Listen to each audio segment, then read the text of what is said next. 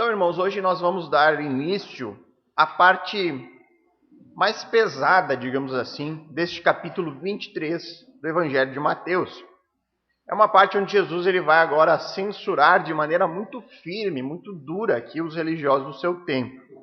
E é justamente por conta dessas palavras que nós passaremos a ver agora no capítulo 23, que Jesus vai colocar um divisor de águas entre ele, o Messias, e os líderes do judaísmo daquele tempo.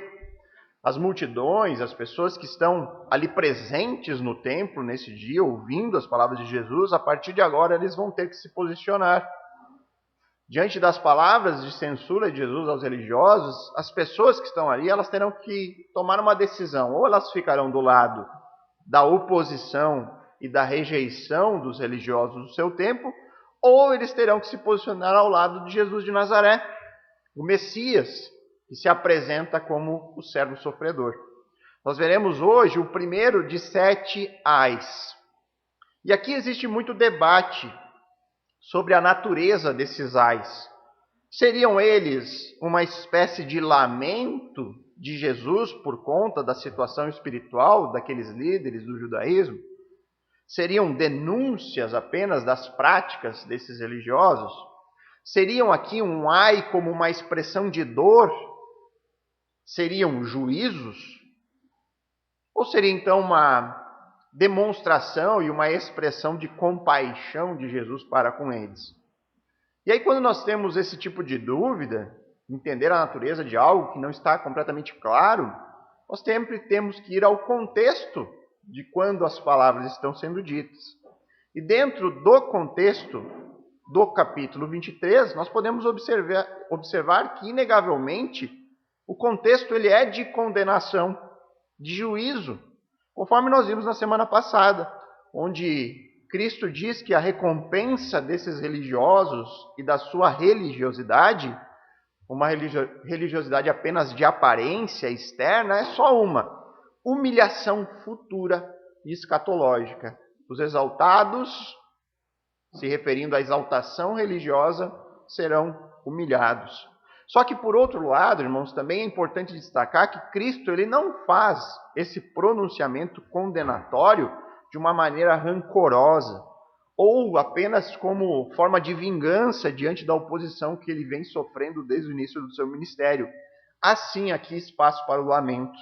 Lamento esse que vai ser pronunciado por Jesus lá no finalzinho do capítulo 23, quando nós estaremos analisando os versos 37 a 39. Lá Jesus pronuncia o seu lamento da situação espiritual daquela nação. Tendo dito isso, nós vamos então analisar aqui diretamente esse primeiro ai, Mateus 23, verso 13. Diz assim o texto bíblico: Ai de vocês, escribas e fariseus, hipócritas, porque vocês fecham o reino do céu diante das pessoas, pois vocês mesmos não entram, nem deixam entrar os que estão entrando. Então, neste primeiro ai, nós vemos Jesus aqui censurando agora de maneira muito dura os escribas e fariseus. Eram dois grupos religiosos ali, faziam parte da elite da religiosidade judaica. Parte daqueles que eram os responsáveis por guiar a nação de Israel nos caminhos do Senhor, no caminho da obediência à lei de Deus. Entretanto, o que nós vemos aqui é que esses religiosos eram incapazes de fazer isso, de fazer essa liderança do povo no caminho de Deus. Porque ao invés de guiar o povo em direção ao reino dos céus, o que nós encontramos, na verdade, é eles fechando as portas deste reino, do reino messiânico. Os próprios religiosos não entravam, porque não reconheciam Jesus como Messias, e acabavam por impedir outras pessoas de entrar no reino. Este é basicamente o conteúdo aqui deste primeiro ai. E agora nós vamos tentar entender de maneira mais profunda do que isso se trata. Lembram da pregação do profeta que preparou o caminho para a chegada do Messias? O que João Batista pregava? Lá no capítulo 3, verso 1 de Mateus, o que nós encontramos João Batista dizendo? Arrependam-se, porque está próximo o reino dos céus. Depois disso, qual foi a primeira pregação de Jesus? Quando ele inaugura o seu ministério público, lá no início do capítulo 4, verso 17. O que Jesus fala lá? Mesma coisa. Arrependam-se, porque está próximo o reino dos céus. O Messias veio, que eles tanto esperavam, o Messias Salvador, veio à terra. Ele está ali presente. Entretanto, para que o seu reino, o reino dos céus, seja consumado, ou seja, seja instaurado na terra, e consequentemente aí então as promessas que Deus entregou a Israel sejam cumpridas, é necessário, de acordo com a pregação do profeta que preparou o caminho e do Messias, um movimento de arrependimento nacional. Arrependam-se. Vocês precisam se arrepender para que o reino seja consumado. E este é o conteúdo da pregação deles. Um chamado a um arrependimento. Eles chamam o povo judeu a que se arrependam dos seus maus caminhos, retornem para a aliança que Deus instituiu com aquela nação, e aí então as promessas de restauração possam ser cumpridas. Então é necessário que os líderes dessa nação se arrependam. Eles precisam crer no Messias que Deus enviou. E aí, como líderes, eles devem conduzir o povo neste mesmo caminho de arrependimento e devoção ao Messias que ali está. Esse é o caminho para o reino consumado.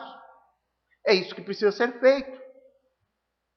Perceba, irmãos, que é exatamente isso que vai acontecer no período de 7 anos da tribulação. Nós vimos isso aqui nas aulas de escatologia. Neste período da grande tribulação, esses 7 anos, o que Deus vai fazer? Para que existe esse tempo? É para Deus trabalhar por meio da disciplina e do seu Santo Espírito, no espírito da ação que ele escolheu, que ele elegeu, e aí então haverá o arrependimento nacional que é pré-requisito para o reino consumado. Então, diante desse tempo de tribulação, o povo de Israel, que estará neste momento, vai ter esse tempo de arrependimento. E aí, em sequência, qual o próximo evento depois da tribulação? A chegada do rei Messias para consumar. É isso que diz lá no profeta Zacarias, capítulo 12, verso 10. Ele diz assim, sobre esse tempo da tribulação.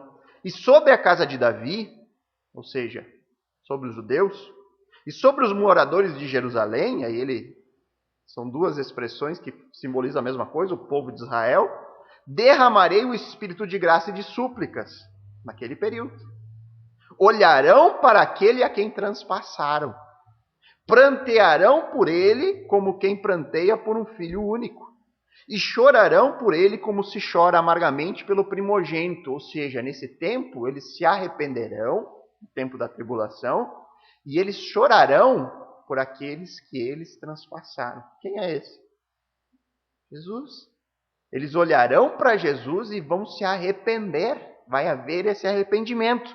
E aí, na sequência de Zacarias, depois desse clamor de arrependimento nacional por aquele que eles transpassaram, nós lemos algo bem interessante.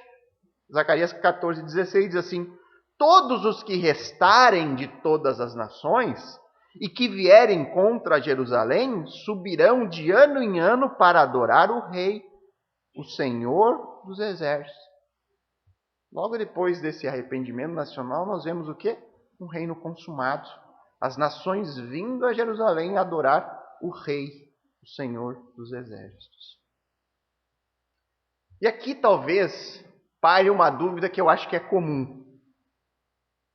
Então quer dizer que no momento que o Messias estava, Jesus, ali neste momento que nós estamos vendo do Evangelho de Mateus, ele esperava ainda que o povo se arrependesse, que houvesse esse arrependimento nacional, e aí o reino seria consumado naquele momento, se o povo se arrependesse?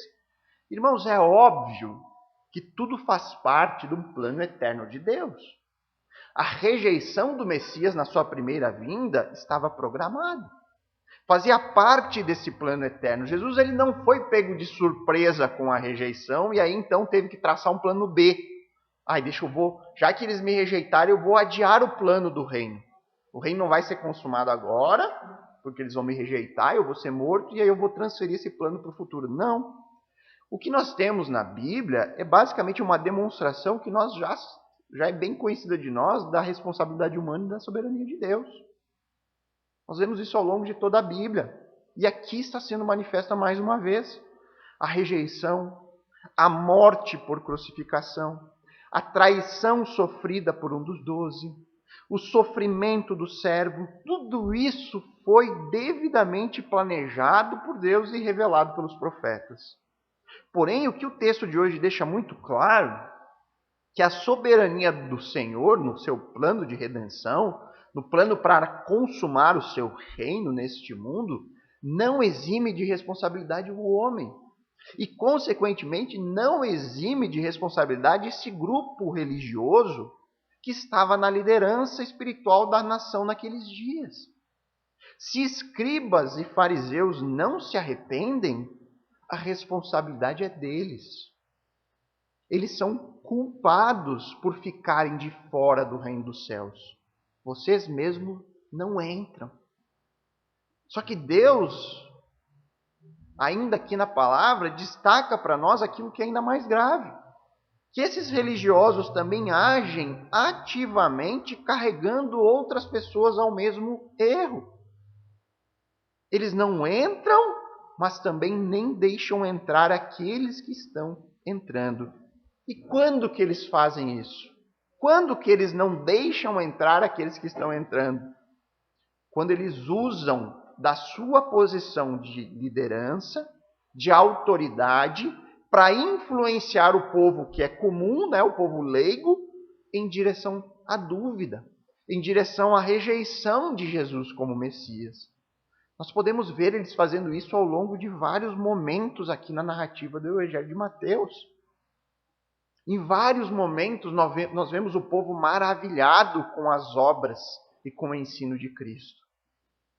Nós já vimos aqui várias vezes ao longo do Evangelho de Mateus, nos momentos onde Jesus operava grandes sinais no meio do povo, os religiosos logo estavam lá se opondo a ele, colocando dúvidas sobre Jesus. Chegaram a dizer que o poder que Cristo usava na realização de milagres vinha do maioral dos demônios. Então Jesus operava os sinais, o povo ficava maravilhado com aqueles sinais, que indicavam claramente ser ele o Messias, e aí vinham os religiosos, naquele momento que o povo estava aberto, e diziam, não, mas ele não é o Messias. O Messias não é assim. Esse poder dele vem dos demônios, não vem de Deus. E esse poder de influência dos religiosos vai ficar ainda mais claro quando nós analisarmos o capítulo 27. Lá na conhecida narrativa sobre a escolha entre a liberdade de Jesus, que era um inocente, ou libertar um criminoso chamado Barrabás, quando o povo teve que escolher entre os dois, nós lemos lá no capítulo 27, verso 20, que os principais sacerdotes e anciãos persuadiram, influenciaram o povo a que pedisse Barrabás e condenasse Jesus à morte. Não adianta, irmãos. É como diz Paulo em 1 Coríntios 15, 33. Não se engane, as más companhias corrompem os bons costumes. Os mestres da lei, os fariseus, não entram no reino. Por quê? Porque se recusam a se arrepender das suas obras más, da sua religiosidade apenas externa e aparente, e crer em Jesus. É por isso que eles não entram. Só que na sua sede de poder, de continuar no controle da religião judaica, eles não apenas se recusam a reconhecer Jesus como Messias, mas ele também atrapalham, se tornam um obstáculo na frente de pessoas que estão ali dispostas a ouvir Jesus, o Messias. As autoridades, elas usam da sua força, do seu poder de influência, para plantar uma semente de dúvida naquelas pessoas e induzi-las a caminhar pelo mesmo caminho que os religiosos estão caminhando. Eles não entram e impedem outras pessoas de entrar no reino. E aqui, irmãos, há um erro que nós podemos cometer diante do texto. Achar que esse versículo 13 dificilmente se aplicaria a nós hoje. Eu já falei outras vezes aqui, às vezes nós lemos as censuras que Jesus faz em diversos momentos aos religiosos, a fariseus principalmente, e olharmos para aquilo como se fossem pessoas distantes de nós. Nós jamais seremos como esses religiosos. E aqui eu disse, cuidado, irmãos, no coração de cada um de nós tem um pequeno fariseu morando ali. Nós somos tentados ao orgulho. Nós somos tentados a uma religiosidade apenas de aparência. E quando nós olhamos aqui para o texto e tiramos os nossos olhos tiramos os olhos de fariseus e escribas e passamos a analisar a atitude deles, qual que é a atitude deles? A rejeição de Jesus como Messias. O texto aqui vai se tornar vivo para nós hoje. Por quê? Porque pessoas permanecem rejeitando Jesus Cristo nas suas vidas, assim como fariseus e escribas fizeram. E nesta rejeição particular que nós podemos ter, nós acabaremos, e essas pessoas que rejeitam acabam influenciando outras pessoas a seguirem o mesmo caminho. Quando nós olhamos para o texto desta forma, nós vemos aqui uma clara aplicação a nós. Mas ai de quem erra e arrasta os outros para o mesmo erro. Nós precisamos tomar muito cuidado com isso. Nós temos que ter temor e tremor diante deste alerta de Cristo. Ai de quem erra, rejeitando o verdadeiro Messias, e ainda arrasta outros para o mesmo erro. Por isso que, mais uma vez aqui hoje, nós temos que tentar aprender com o erro desses religiosos. E aqui eu quero, a partir de agora, destacar 3 características que são encontradas na vida desses religiosos do tempo de Jesus, que são marcas comuns de pessoas que vivem no erro e que acabam influenciando outras pessoas a cair no mesmo tipo de erro, a rejeição ao Messias, o Jesus revelado na palavra de Deus. Nós veremos agora essas 3 características. A primeira dessas marcas de uma pessoa que vive no erro e acaba por arrastar outras pessoas para o mesmo caminho é já uma característica bem conhecida de nós, que já estamos caminhando aqui já para o fim da análise do Evangelho de Mateus, que é a hipocrisia. Essa é a primeira marca do erro. Essa característica está muito presente ao longo de todo o capítulo 23 aqui do Evangelho de Mateus. O verso 13, ele abre com Jesus dizendo: ai de vocês, escribas e fariseus hipócritas. E isso vai se repetir, essa censura, Jesus chamando eles de hipócrita no capítulo 15, no capítulo 23, no capítulo 25, 27 e 29. Todos esses, irmãos. Cada um desses versículos do capítulo 23, Jesus repete essa censura. Vocês são hipócritas. E aqui eu sei que vocês estão cansados já de saber, mas eu vou relembrá-los de que o significado da palavra hipócrita no tempo de Jesus vinha dos teatros. Os atores eram chamados de hipócritas, porque eles eram pessoas que desempenhavam um papel, que transmitiam a imagem de ser alguém que eles de fato não são. Um ator, ele é um hipócrita. E que naquele tempo não tinha o sentido que tem hoje para nós como uma ofensa, né? Mas era o papel que eles desempenhavam. E no caso de escribas e fariseus, esses homens eram pessoas que transmitiam uma religiosidade externa. Jesus disse que a sua roupa era tratada de um jeito a demonstrar essa religiosidade.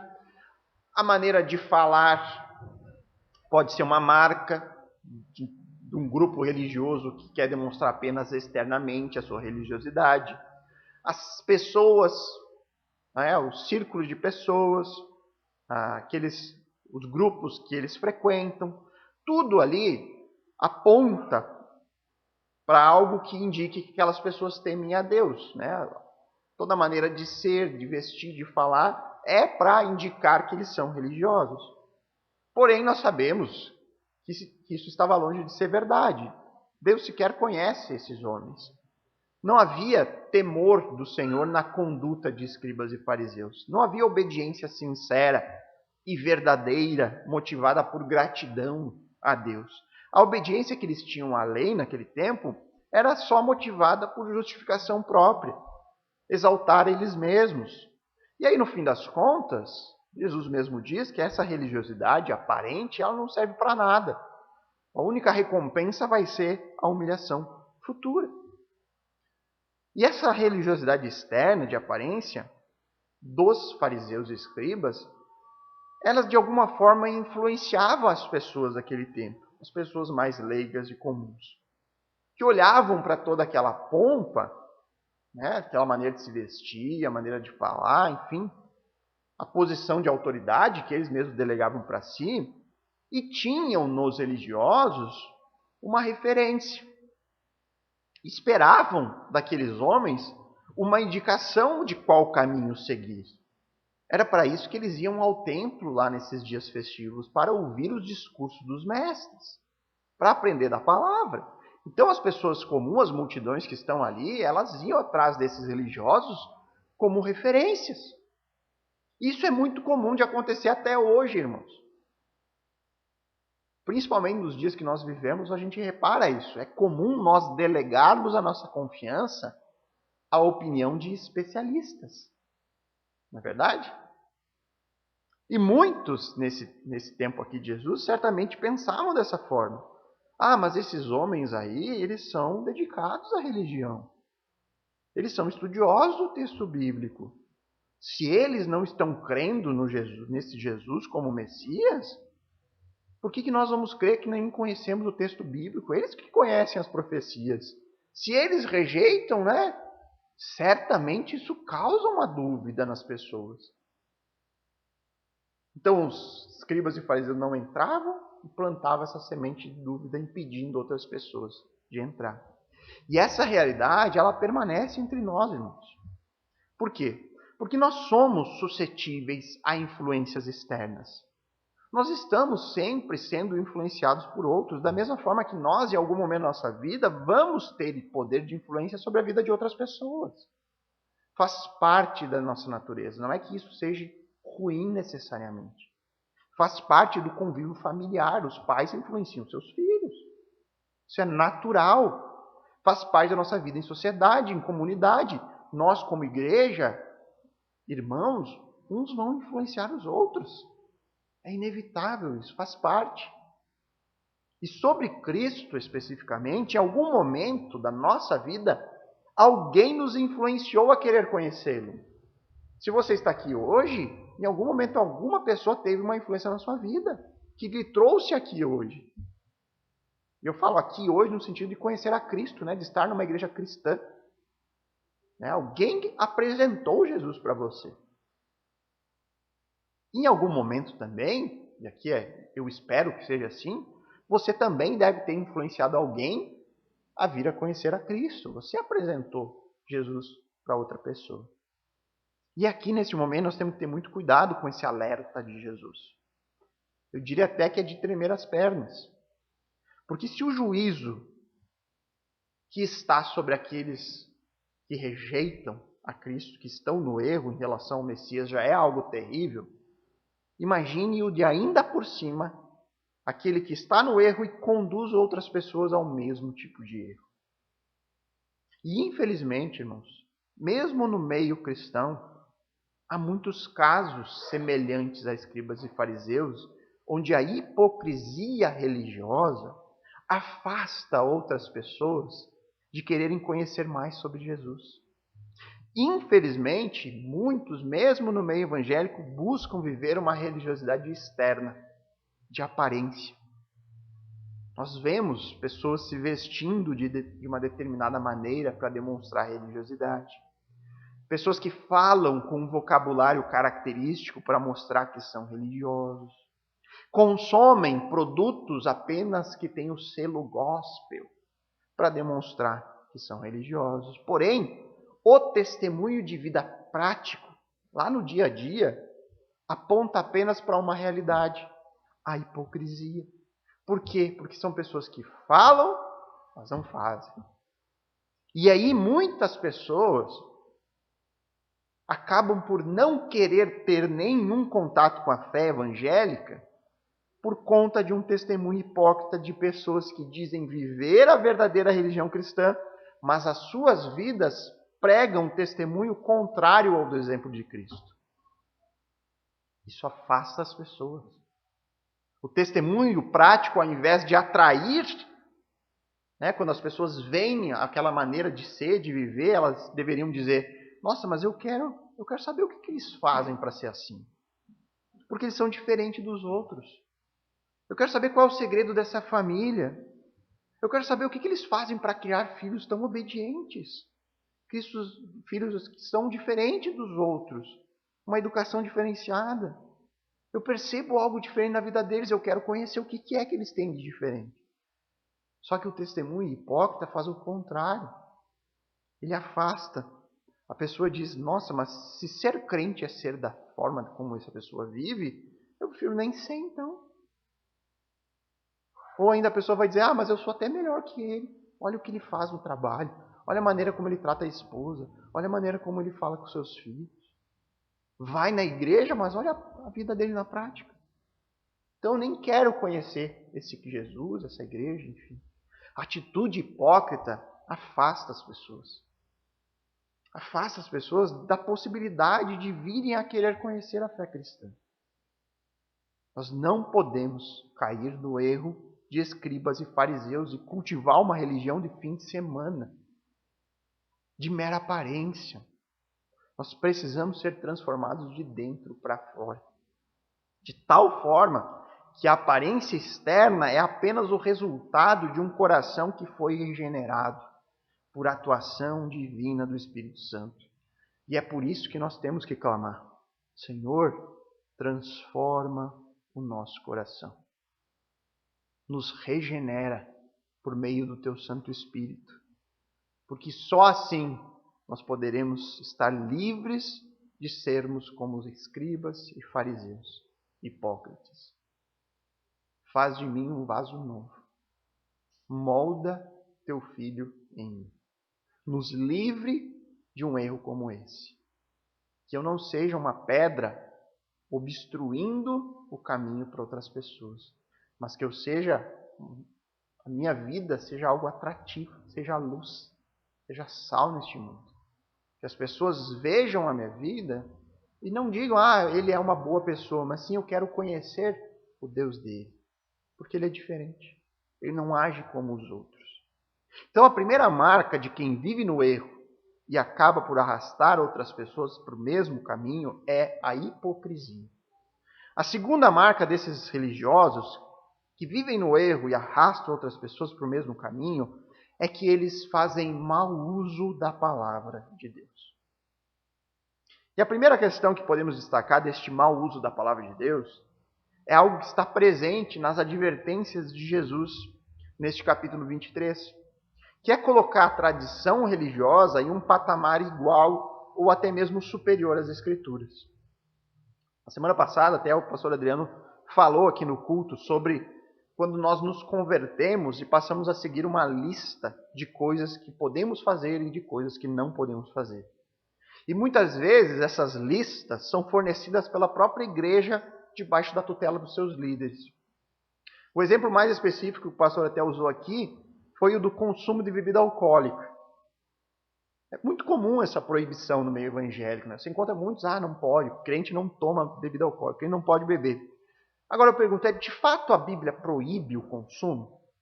Eu sei que esse assunto daria uma pregação inteira e eu não vou abordar ele aqui. Sem entrar muito profundamente, parece que as Escrituras defendem muito mais a moderação do que a abstinência. Mas o que as pessoas fazem? Criam uma regra. Criam uma tradição em cima daquilo que a Bíblia fala. E esse é apenas um exemplo raso aqui sobre mau uso da palavra. Nós teríamos muitos outros. Tem igrejas que impõem regras de vestimentas. E não é simplesmente, você tem que se vestir como crente de forma decente, cobrindo o seu corpo. Não, eles vão lá e dizem, olha, a mulher que usa calça não é crente. Ela não se converteu ainda. O homem que deixa a barba crescer, ele não é crente. Afirmam isso abertamente. Há igrejas que dizem isso.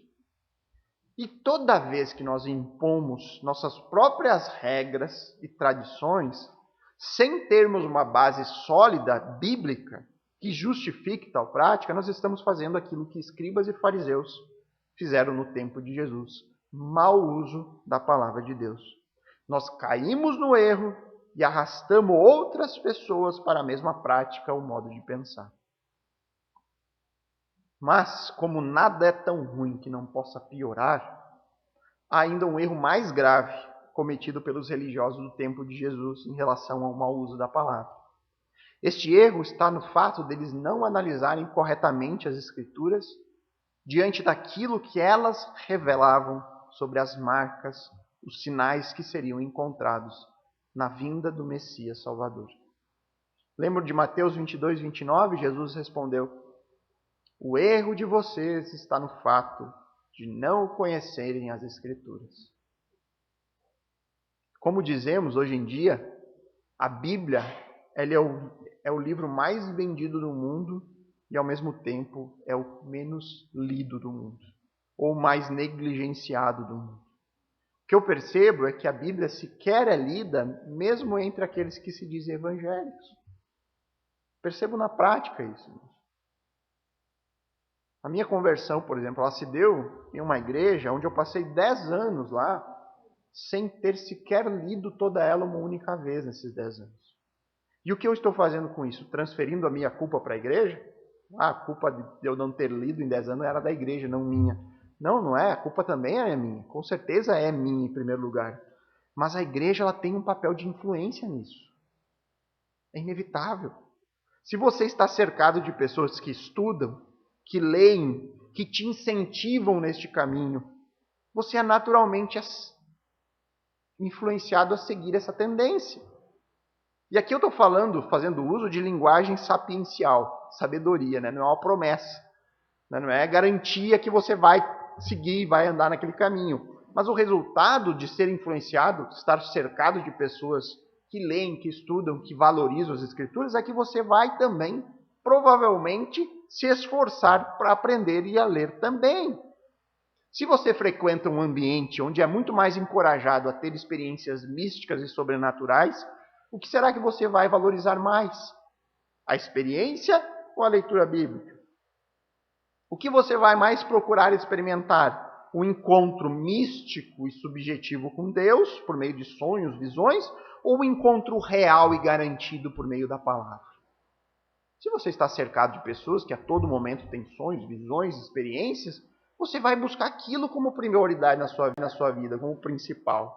Agora, se você se cerca de pessoas que valorizam a revelação sólida, onde nós temos a certeza que encontramos a Deus, você vai valorizar este livro. E olha só que curioso. O que Calvino, na Genebra do século XVI, escreveu nas suas Institutas.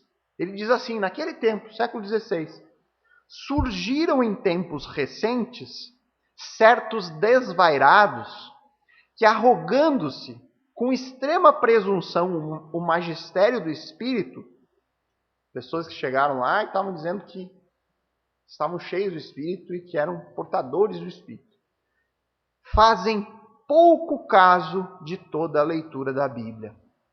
Como eles próprios a chamam, a letra morta e que mata. Qualquer semelhança com o nosso dia é mera realidade. Eu, porém, gostaria de saber deles, que espírito é esse que os leva a desprezar o ensino das Escrituras? Se dizem cheios do Espírito, mas desprezam a Bíblia. Como é possível, irmãos? Cheio do Espírito, desprezando aquilo que o autor, o Espírito, escreveu. É incompatível. Ele diz, são desvairados, pessoas que estão malucas. Calvino, ele sabiamente identificou a incompatibilidade de se dizer cheio do Espírito, mas não conhece, ou não se esforça, ou não busca diligentemente o estudo sério das Escrituras. Que espírito é esse que leva as pessoas a agir de forma irracional e que afasta da Bíblia, ao invés de aproximar? Certamente não é o Espírito de Deus. Pode ser qualquer outro espírito por aí, menos o de Deus. E aqui eu tenho que destacar ainda, irmãos, nesse ponto, como parte do mau uso da palavra, a falta de capacitação de muitos líderes para ensinar as Escrituras. Infelizmente. Pessoas que ousam ensinar algo que eles mesmos conhecem minimamente. Há um tempo atrás eu li uma pesquisa falando de pastores no Brasil, que mais de 70% não leu a Bíblia uma única vez na vida. Imagina um pastor pregando, o pastor não leu. Não é por acaso que nós vivemos no nosso país uma onda que inundou o meio evangélico chamado teologia da prosperidade. Não é por acaso, irmãos. Como é que eu vou convencer alguém de que a Bíblia ensina que o que Deus tem para nós é apenas sucesso, vitória e prosperidade nesse tempo? Como é que eu posso ensinar, convencer uma congregação disso? Só há uma forma, fazendo mau uso da palavra. É não ensinando a Bíblia e não encorajando as pessoas a lê-la. Porque a teologia da prosperidade ela só encontra terreno fértil em pessoas que não valorizam as Escrituras, que não conhecem o básico, que não leem o texto bíblico. Porque basta você ler os evangelhos, olhar para a vida de Cristo e dos apóstolos, que a teologia da prosperidade desmonta. Basta isso. Agora, essa onda está sendo suplantada por uma segunda onda chamada teologia do coach. É mais do mesmo, né? É mais do mesmo. O que mais se vê são líderes que não conseguem interpretar as Escrituras de forma minimamente saudável, ensinando as pessoas e encorajando, influenciando a seguirem os mesmos passos de ignorância.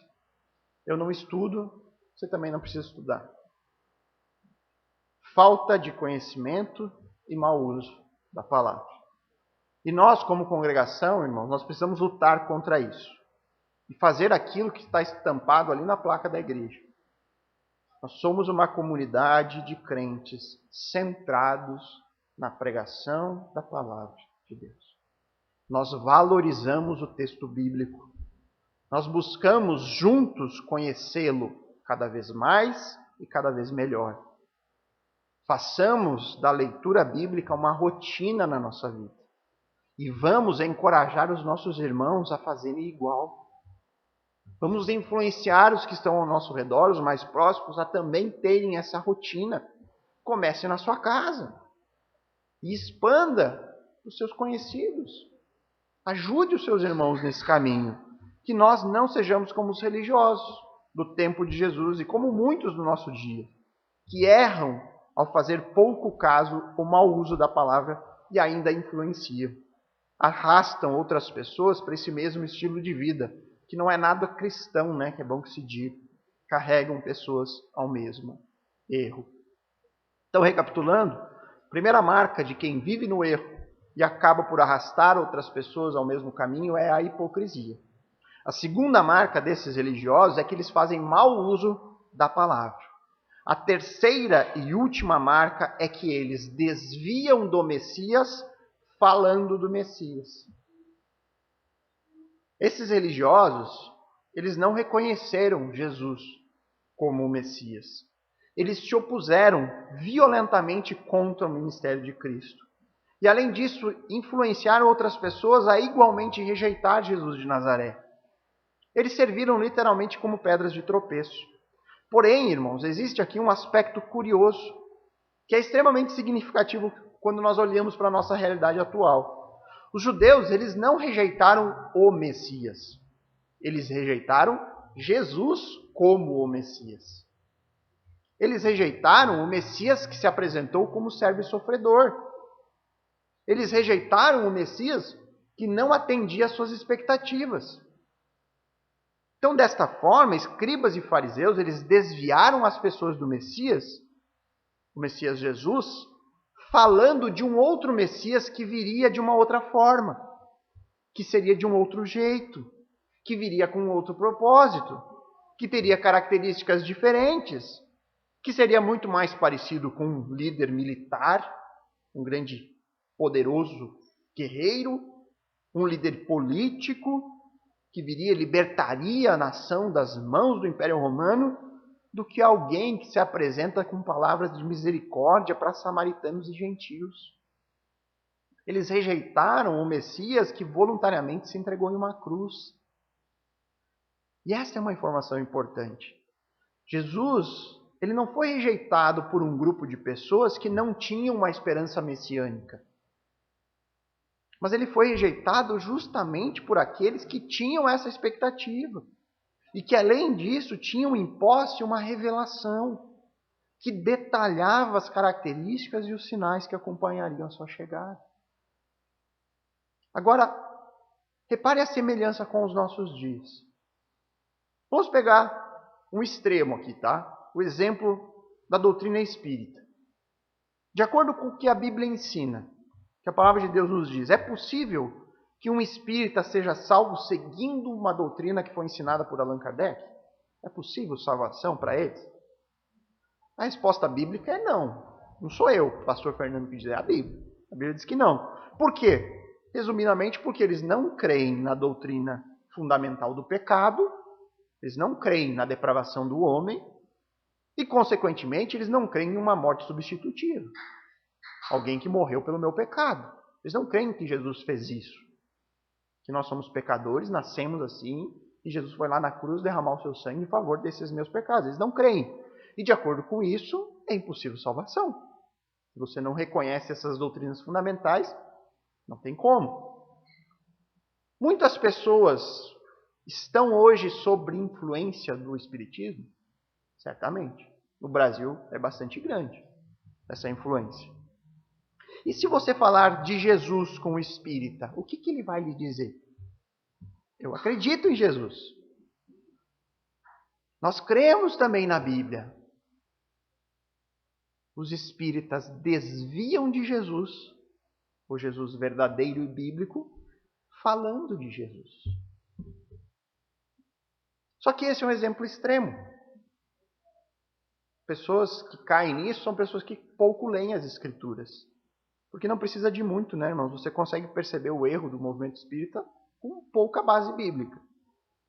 Mas saindo um pouco do extremo, você vai ter os adventistas, que se consideram evangélicos, mas igualmente desviam do Messias falando do Messias. E eu diria, inclusive, irmãos, que não existe segurança plena em nenhum grupo religioso ou denominação, mesmo cristã. Por quê? Porque a única segurança verdadeira está na própria palavra. Quanto mais próximo você estiver dela, mais longe do erro você também estará. Falar o nome de Jesus, mesmo que a Bíblia esteja debaixo do braço, sendo carregada, eventualmente dando aquela lidinha, isso não é garantia de que naquele lugar onde tem uma pessoa ensinando, falando de Jesus e carregando a Bíblia, que ali tem essa doutrina. Isso não é garantia. O nome de Jesus ele é usado em vão em muitos e muitos templos religiosos. Se nós pudéssemos fazer uma comparação de atributos de cada Jesus que está sendo pregado por aí, colocasse uma tabela, todos os Jesus pregados nas religiões, nós veríamos uma enorme diferença entre cada um. São pessoas diferentes. Você vai ter o Jesus que é um mestre de moral. Você vai ter o Jesus bom velhinho. Você vai ter o Jesus que é gênio da lâmpada mágica, concedendo pedidos. Você vai ter o Jesus mártir, que morreu como um exemplo.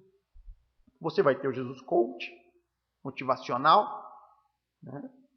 Você vai ter o Jesus que castiga as pessoas más. Você vai ter o Jesus que só aparece no Natal. E segue a lista dos inúmeros tipos de Jesuses que são apresentados e construídos na mente das pessoas. mas que nunca saíram das páginas deste livro. O mais difícil será encontrar o Jesus Messias conforme anunciado pelos profetas.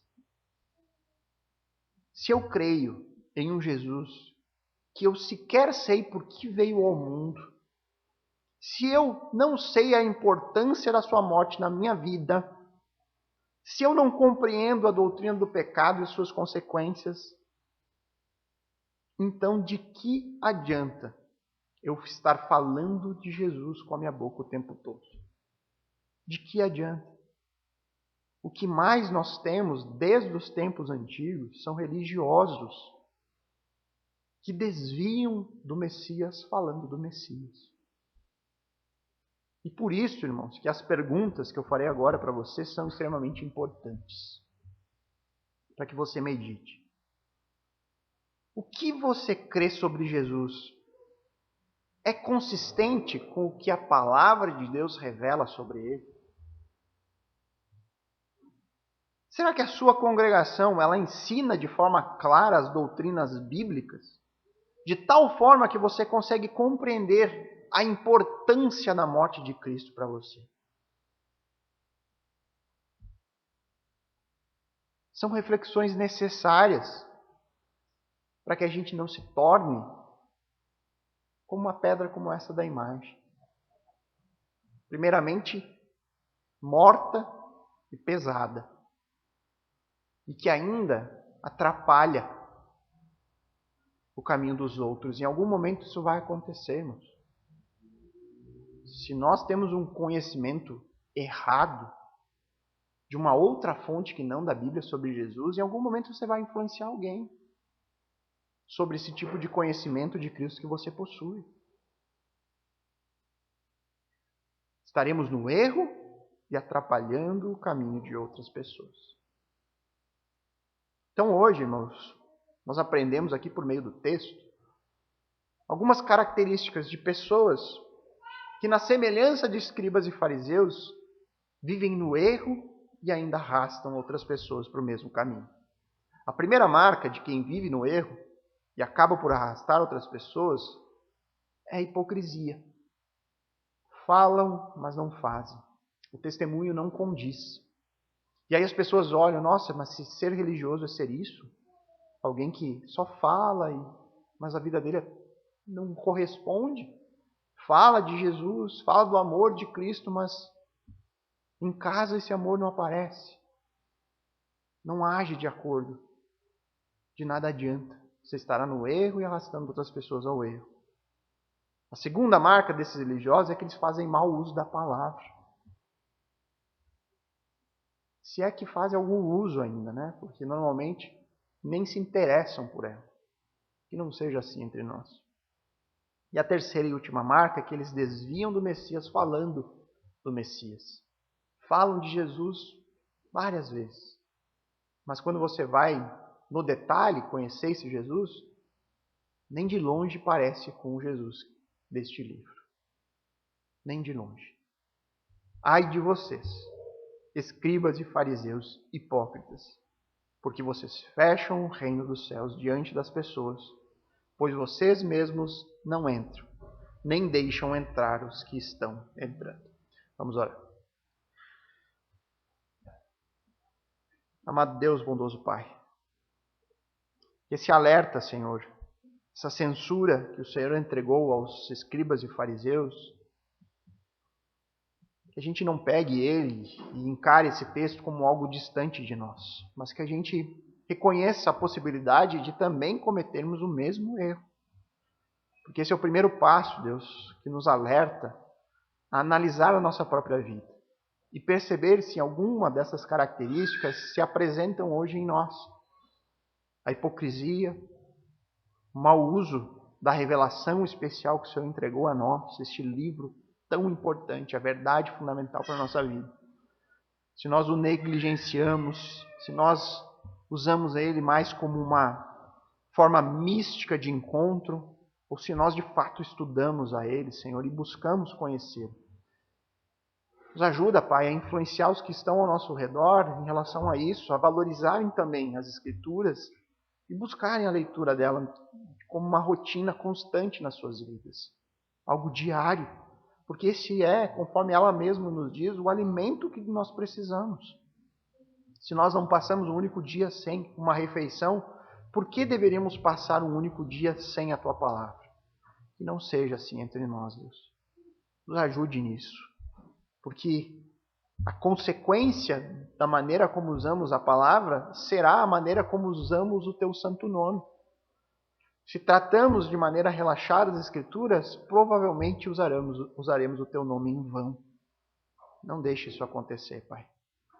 Que nós tenhamos temor e tremor toda vez que formos falarmos de Jesus. Porque o que falarmos dele precisa refletir a tua revelação. Não o que eu acho, mas o que o Senhor nos revelou sobre ele. Nos ajuda, Pai, para que não estejamos juntos desses religiosos em sua condenação futura, que é a humilhação. Acharmos ser pessoas religiosas e ficarmos de fora do reino batendo na porta. Mas, Senhor, Senhor, eu fiz isso, eu fiz aquilo em teu nome. Mas o Senhor nunca nos conheceu. Nós nunca fomos de fato um vaso nas suas mãos. Por isso, Senhor, alcança o nosso coração e nos transforma de dentro para fora. Que a nossa aparência externa apenas reflita um coração que foi alcançado pelo teu Santo Espírito. É que oramos em nome de Cristo Jesus. Amém.